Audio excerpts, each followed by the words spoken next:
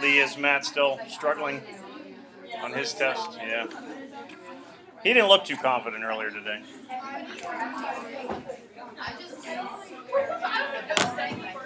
All right, take a look at your weekly syllabus.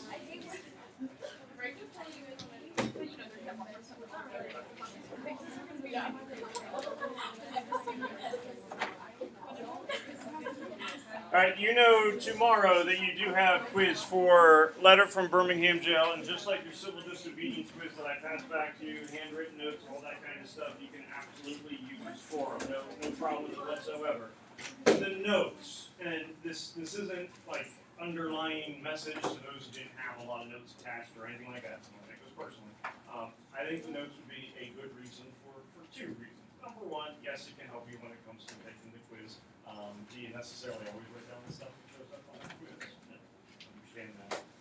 But looking forward, you will by the end of the week, and I'll probably pass, it says Friday, but I'll probably pass out your synthesis prompts on Thursday, just because I know there's going to be some people in and out on Friday. The notes that you have for the sources for the packets can be helpful when it comes to finding out the essay. So again, you're not losing points if you don't have notes attached to your quiz. That's perfectly fine. Or you are getting bonus points if you had 5 pages of notes versus like lines of notes. But the more stuff you do have, and I know that you might have some things highlighted in the package as well, that the more things you have when it does come to getting the actual essay prompt could end up being beneficial. So try to keep up with that. You did get your third packet. This is the last one. So once you get over tomorrow's help with letter from Birmingham Jail, you only have one more that you have to worry about with Mary Wollstonecraft and a vindication of the rights of women. So on Friday, you do have one more quiz. Same setup as what we've been doing. The letter from Birmingham Jail, that one will be 30 points. The one for vindication of the rights of women will be 20 points. So after that, you'll be done with your source quizzes. And also by Thursday, you'll have all the sources that you're going to be using for that essay prompt. And we'll start taking a look at that by week's end. Is that going to be an essay that we do at home, or is it going to be like mini classes? The synthesis essay, it'll be take-home. You're going to be on a run of take-home writing stuff here for a little while with between the independent reading journals and essay that you're going to have and the synthesis essay. And it's also going to be a while before you turn that in. Your next writing assignment that you're going to give to me is going to be your independent reading journals on the 10th and the 17th. So this we'll be working on this as we come up, but you're not getting rushed for a synthesis essay by November 3rd, and then move on to those other things. And I didn't even put an upcoming date as to when the synthesis essay is going to be due because I'm not entirely sure quite yet. But it won't be until after that last independent reading essay gets submitted on the 28th. We will, before Thanksgiving, which sounds like it's years away, but November starts next week, you will have a rough draft, kind of similar to what you did for your summer reading essays. Before Thanksgiving, the final copy won't be until, honestly, it'll be some point in December. So yeah, I mean it's a ways off, but November also goes so quick with the amount of days that you have off and things like that. So yay for math. The math test was worse. I don't think now for rest of this week, so far as quizzes and stuff, don't forget about your literary term quiz that you do have on Wednesday. That's 11 points, so I know that one doesn't seem like a whole lot, and compared to the others, it's not. But this is going to start being a weekly thing as you have number 1 this week, number 2 next week, and those points go in the same area as the other one. So when it's all said and done, I mentioned to you, you're going to have over like 150 points worth of literary term quizzes. It starts with Wednesday. You have Quizlet links available to you on Google Classroom. I would suggest, as I know I've said many times, making some flashcards because I think that just kind of works easier when it's to the old list, but you do whatever works best for you. New packet that you have, Mary Wollstonecraft, Vindication of the Rights of Women. We'll talk about her on Wednesday. It is a thicker packet. It is, I think, 21 pages, although like the last 2.5 pages or so are footnotes. You're not getting quizzed on footnotes or anything like that. But Wednesday, we'll go over stuff with Mary Wollstonecraft. just a couple little details before Wednesday rolls around that could be important. She is not American, she is British. So she's writing this in 1792, early 1790s, it's published in 1792. She's writing it like 1791 into 1792. Her world is a little bit different from like what we would kind of think of was going on in the United States in 1791, 1792.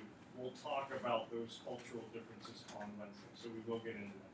The big thing that she writes about is she is very well educated. She's by no means wealthy aristocrat, but she's had a lot of opportunities for education. She's very well read. She's been in like inner groups of thinkers and writers and philosophers and all that kind of stuff. And she is very upset with the lack of educational opportunities for women in the 1790s in Great Britain.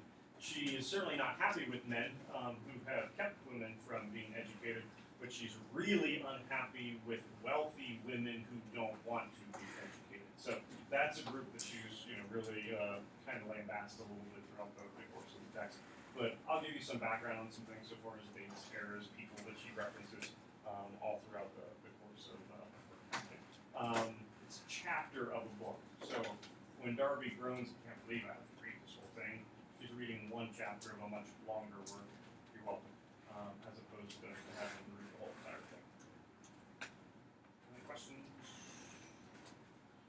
Rebecca knows. I actually didn't notice. They always say that after. Well, I was going to stop you in the middle of your. Rebecca did earlier, and it made me. It's the thought that counts. Doesn't look like you got a haircut. I feel like you I could got like one like hold 2 your nose weeks as well ago. and more hair would grow. I got one like 2 weeks ago and you didn't notice it. Yeah. Nope. Didn't. Just got here. Yeah. I got Darby that. Did you get Darby those shoes? No, she got Because it she's herself. not liking those shoes I know, today. trust me. Walking I boots, sent Kelly gas stroke a picture bathroom. of my blister because she was like, Okay, that's gross. And That's it's like not- disturbing, kind of. she was like, you're being so dramatic. And I said, you can't tell me that and not look at the blisters.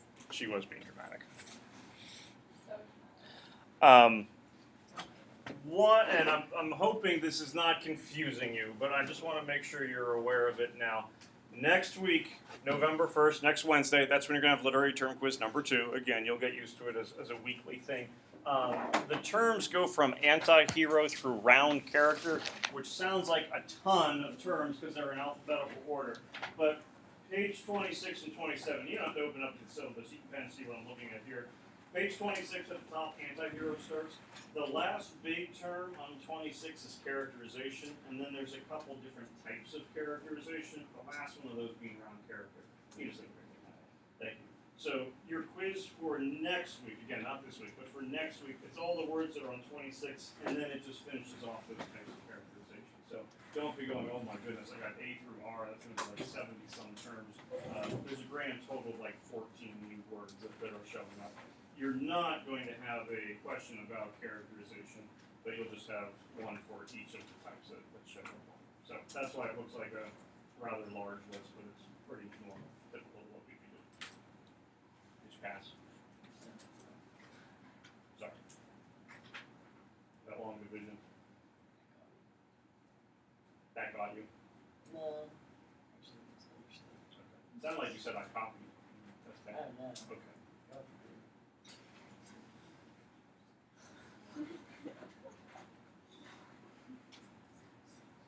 Why do you have a funny look on your face for you saying you wouldn't copy?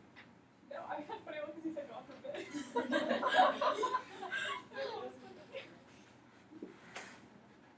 I did not copy on my math test this evening. I wish I did because I probably would have got a grade. I don't know. Doesn't sound good. Kelly was about that. Catherine, I don't want to hear anything else. I can hear anyone say that. So you got weekly syllabus. The other thing then that you got besides your packet is letter to Martin Luther King. I want to look at this real quick. This is not. Did you just finish the math test too? It was so hard. They all tried so hard. I gave up once the I know, bell I was like, no. I just calmly got up and said, nope. We're done. The amount of time I was ready to just, I'm not holding on to my Not looking good for future math grades. After for Bless gave me to retake this scope and I When you oh, thank you. I might pick you up on that. I get a tutor, I swear. But I am with it. letter to Martin Luther King, so that you do not start getting worried about tomorrow's quiz. Your quiz for tomorrow is only on the packet that you have, the big one, letter from Birmingham Jail. So there's not going to be specific questions about this letter to King. But I thought it would be good for you to see the letter written to King that he is responding to in from letter from Birmingham Jail. So the whole idea is just to kind of let you know what he's looking at. We're going to read it real quick. It's not going to take us too long. And it also kind of sets up some of that situation that's going on. When we're done taking a look at this, we are going to go back to the notes that we were doing on Friday, when we had the paper folded into quarters and looking at people and legislation and protests and all that stuff. And we'll finish off some things with Birmingham as well as some of the other areas on it. But this is letter to Martin Luther King.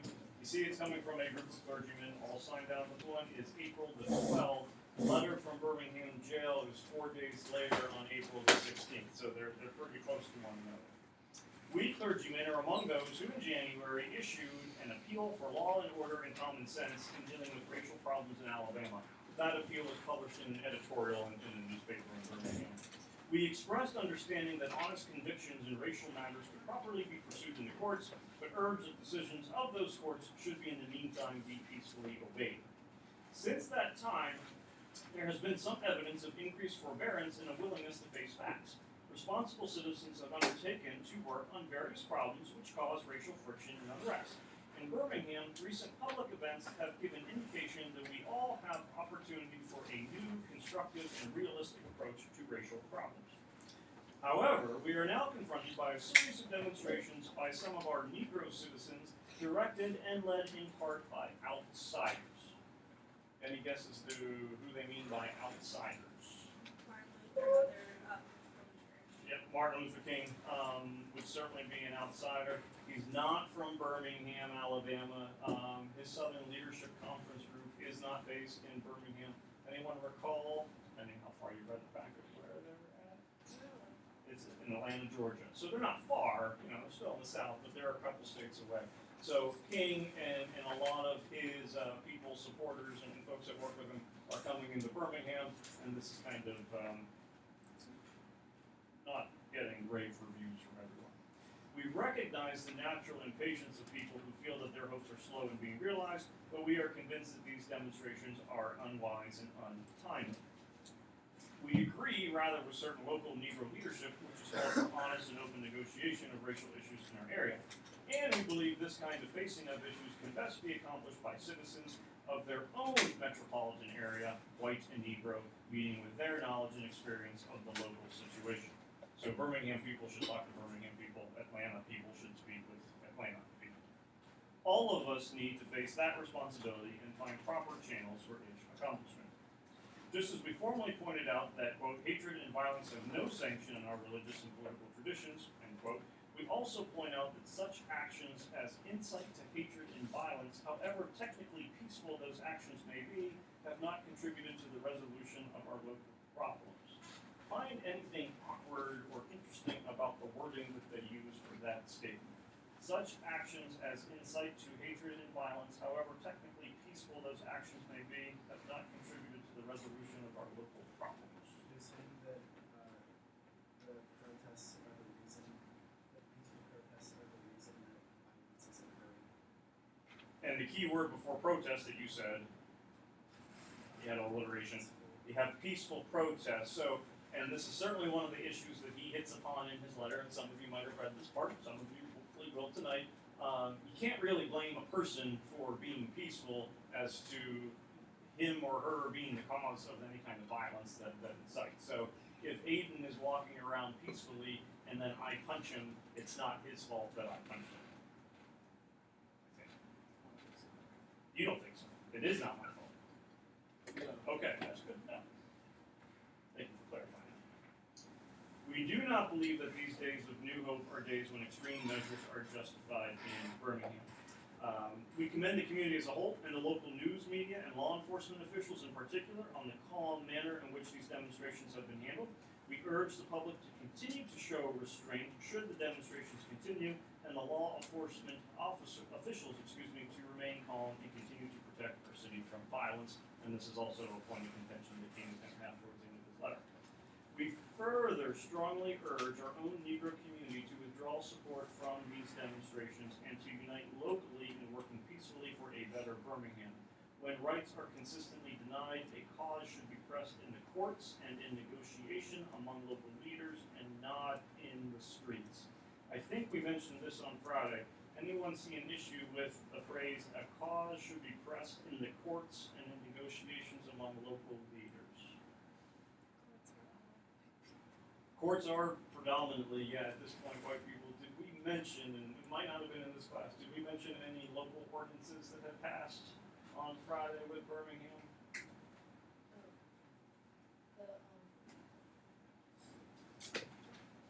That one.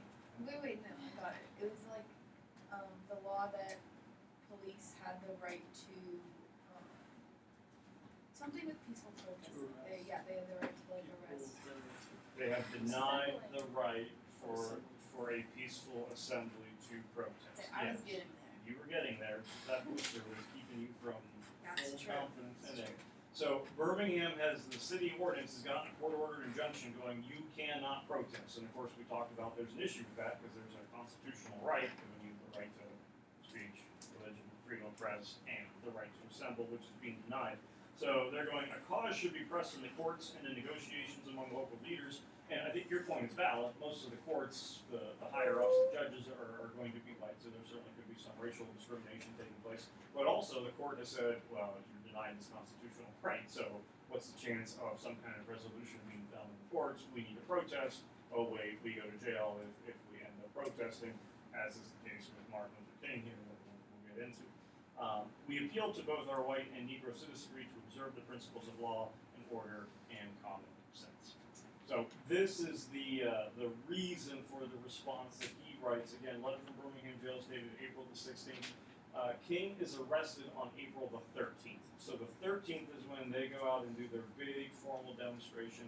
King certainly has a pretty good idea that he's going to get arrested. He does. And so then it's when he's in solitary confinement in Birmingham jail that he ends up writing this response that you now have in front of you right now. So again, you're not having specific questions about what the clergyman wrote, but I think it does kind of help make sense a little bit to some of the things that he references throughout the course of his letter, so that you have a smoother understanding of it.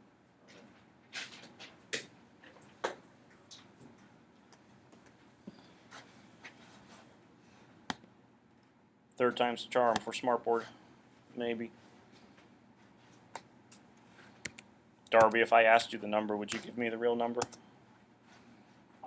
Probably. Probably. I probably couldn't think of anything clever to say, so. Hey, look at that. There is hope for us still. Look at that stately gentleman.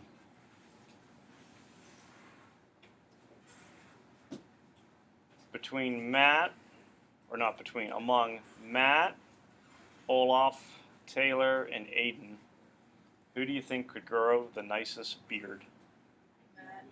Matt. I think they can't grow a beard. I think it's Olaf. Yeah, wait, no, I say Olaf. I think you're in last. Yes. Yeah. But you're thinking you're in last. I think Matt is last. Matt's on. I think Matt's in second. So Who would you be most shocked at if they grew a beard? Taylor. I think it's too cool. I could see It Taylor would with be a a good mustache, shot. but not a beard. I think Aiden should try to grow a mustache, and like in February we'll reconvene and check to I see. can see Aiden with like how. a goatee, but not like the full beard.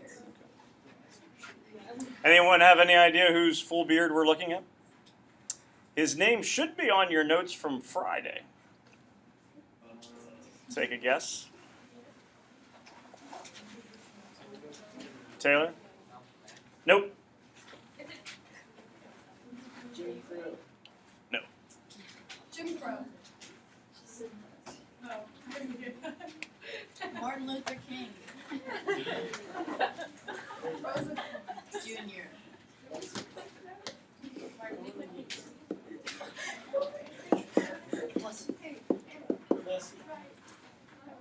You might remember on Friday I said to you that Plessy purposely, in the Citizens Committee, purposely announces that, hey, Homer Plessy, who is understood, again, that term of the day is an octoroon, is going to be getting on the train in Louisiana.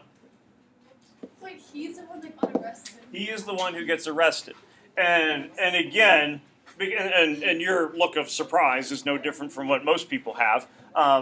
Plessy could probably get on any train anywhere in the nation and he is fine, where he is not going to get arrested. The only reason that he gets arrested is they make the announcement, this guy, look at his picture right now, is going to be on your train, in a couple days. What are you going to do about it? So they purposely take someone of Plessy's complexion as well as his standing as not being white, and it's basically challenging the train company, the railroad company, what are you going to do? So he does get arrested, and in some ways it does kind of backfire, because as this then works its way up the Supreme Court, they're hoping to go, there's no way you can enforce this, so you certainly cannot have separate cars for whites and blacks. But this is what leads to that 1896 Supreme Court case with Plessy v. Ferguson, where you do get that whole separate but equal statement that ends up being the basis, the legal precedent for discrimination that lasts for almost the next 60 years, really 60 years and beyond. But yeah, this is the individual who, again, that announcement is made. He's going to be going on the train. What are you going to do about it? End up arresting him, and that leads to that whole case about separate but equal.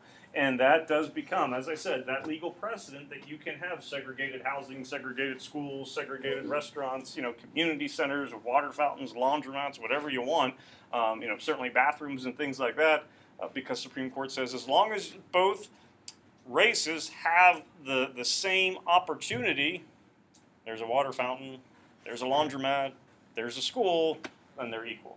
Now, we certainly realize throughout the course of history, as you separate, they become inherently unequal because they're certainly not treated the same, not funded the same, and all that kind of stuff. But this is Homer Plessy and his magnificent beard that Matt, I guess, will never get to partake in. Good luck with that adventure. I rode a bus with my dad once. Well, I rode a bus with him many times. I think I was in middle school at the time. Like a 4-year-old literally climbed up on his lap and started telling him what she wanted for Christmas because she thought it was Santa Claus. His beard was impressive. No. My brother has tried. It's a disgrace to facial hair beards everywhere. This is Thurgood Marshall, Brown versus Board of Education. Again, we're just kind of recapping a few things from Friday. Brown versus Board of Education. Again, he is the lead attorney and does become Supreme Court Justice later on in his life, first African American to be the Supreme Court Justice. 1954 is when that case comes to fruition. Keep in mind, what does Brown versus Board of Education only apply to? Only applies to public schools. So even though it passes in 1954, it has nothing else to do with any other facet of life. These are photos coming from Little Rock that we were talking about with 1957. So you can certainly see the military presence that is there as the school was being desegregated. This is one of the more famous pictures.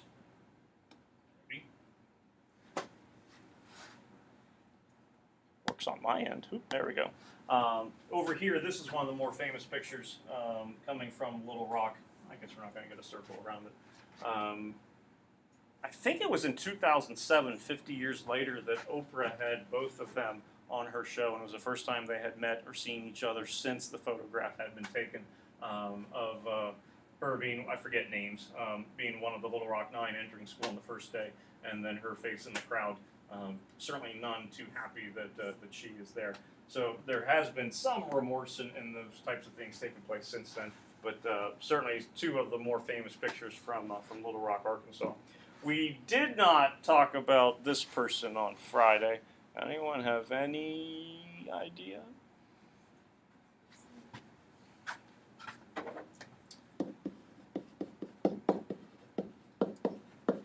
1941 to 1955, E.T.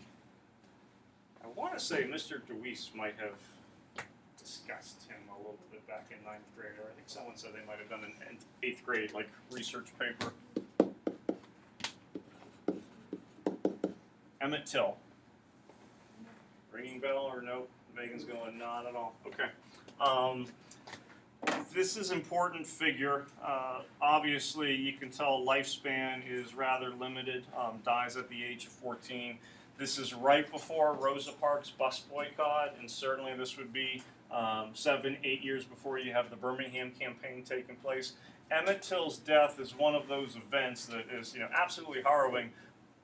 At the same time, it does start to bring in, I would say, more white sympathy for what's happening with civil rights movement and really segregation and violence that's taking place.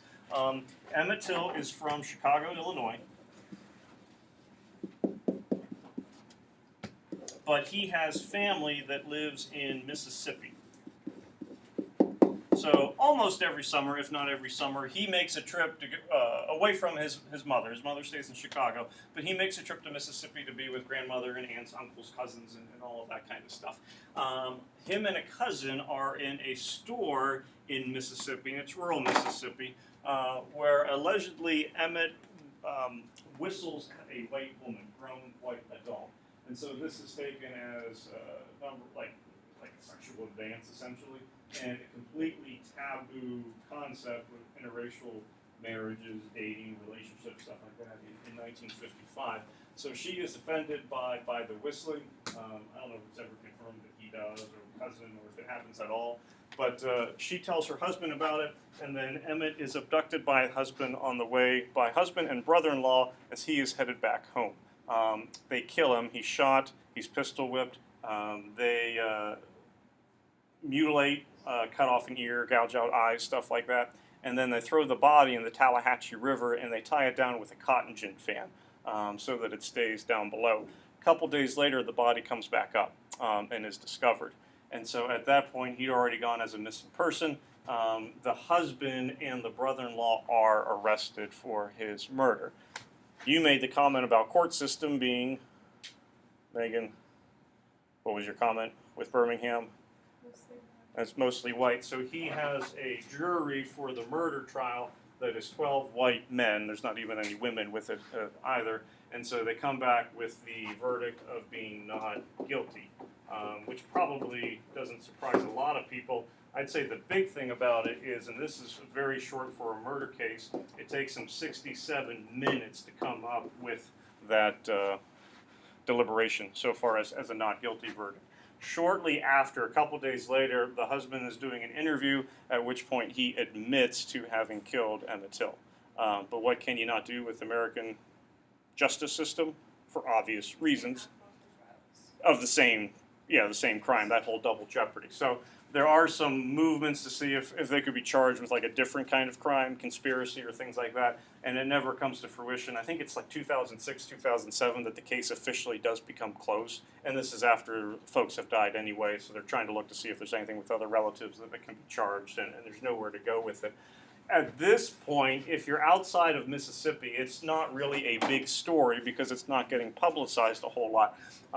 But a couple of weeks later, actually about a week later after the trial, the body goes back to Chicago. Mother has a funeral. It's a closed casket funeral, but Jet Magazine is there. It's a publication of the time. It's a predominantly African-American publication, dealing with, it could be fashion, athletics, entertainment, but certainly political issues and social issues when they arise.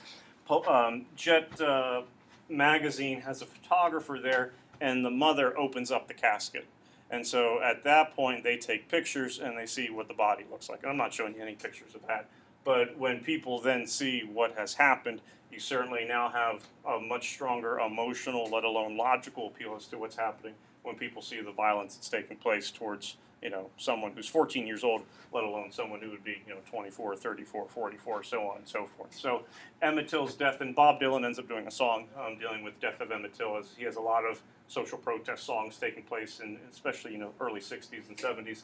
But this really kind of gives a face to the issues that would be happening in the 50s and 60s, whether you're living in Mississippi, Chicago, New York, Boston, Pittsburgh, or any other place across the United States. And so that's what leads us to Birmingham. So again, Birmingham campaign we're taking a look at is 1963. The major demonstration takes place on April the 13th, 1963. And the whole idea, again, is to desegregate basically the business district of Birmingham.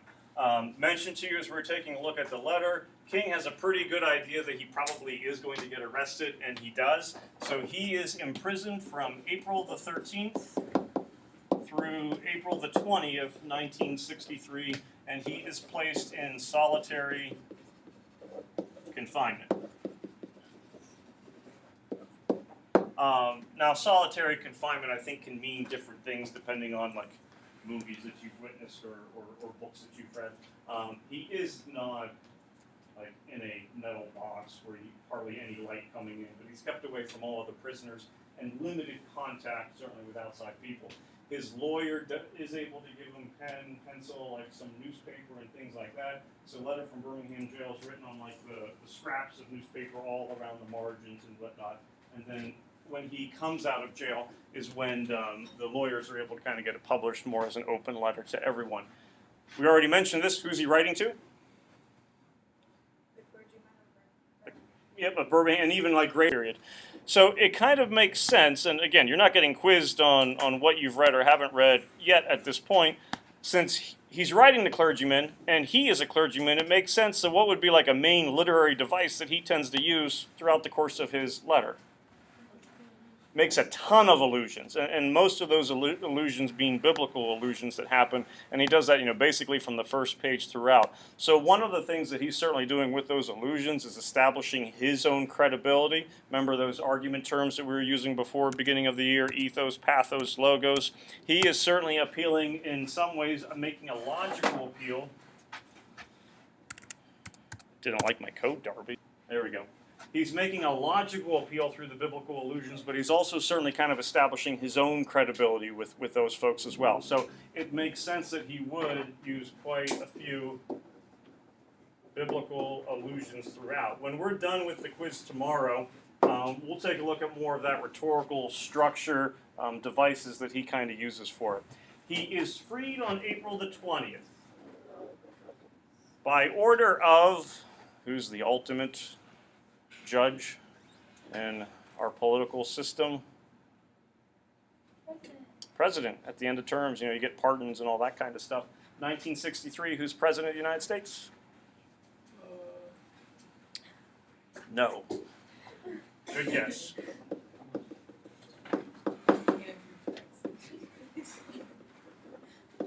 So you got John F. Kennedy as president. Kennedy goes, you cannot hold this man in prison. He has First Amendment rights, rights to assemble, peaceful protest, all of those things. And so he has him freed on the 20th. Yes. And so in June, I believe it is June 16th, don't hold me for the date, but in June of 1963 is when Kennedy sends his civil rights bill to Congress. Where basically would be making discrimination, any kind of segregation illegal throughout the United States. Now, he gets assassinated before it is able to pass. 1965 is when the bill ultimately passes, and that gets signed into law by President Lyndon B. Johnson at the time. So it's Kennedy's civil rights bill, but Johnson's the one who's president when it takes effect. He gets released, as we said, April the 20th. On May the 10th, of 1963, you do have Birmingham is officially desegregated when it comes to the business commercial district in downtown. That's certainly good news that takes place. The bad news that kind of happens afterwards is you do have a very vocal and active group that does not take too kindly to this happening. Any guess? Ku Klux Klan starts then when you read or hear about church bombings or school bombings that kind of take place throughout the South in Birmingham. It's right after that desegregation occurs. So you certainly still have the KKK not being too happy about that decision taking place. And then also following that in June of 1963, who has not seen Forrest Gump? Sarah's raising her hand so low. Sarah's like, Sarah's so embarrassed. it's okay if you haven't seen Forrest Gump. We'll just judge you. In Forrest Gump, there's a scene when Forrest is still in college that you see an African American woman who's going up to the school and drops her notebook, and he picks it up and gives it to her and goes, "I think you dropped this, ma'am." And then like the football coaches and whatnot see him on TV. They do a cutaway to newsreel at that time because in June of 1963, the country orders state universities to desegregate, and one of the big ones is University of Alabama. Governor George Wallace, and so King will mention Wallace in his letter as well.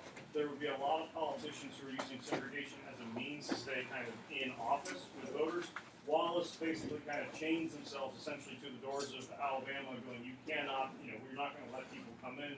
But Kennedy forces National Guard to kind of have them stand down and whatnot. So just because you do have a passing of the desegregation or civil rights bills, certainly, whether it be racist organizations that would be in existence like Ku Klux Klan, or whether it be people like Governor Wallace, you certainly still have a lot of people who are doing what they can to kind of maintain that segregation throughout.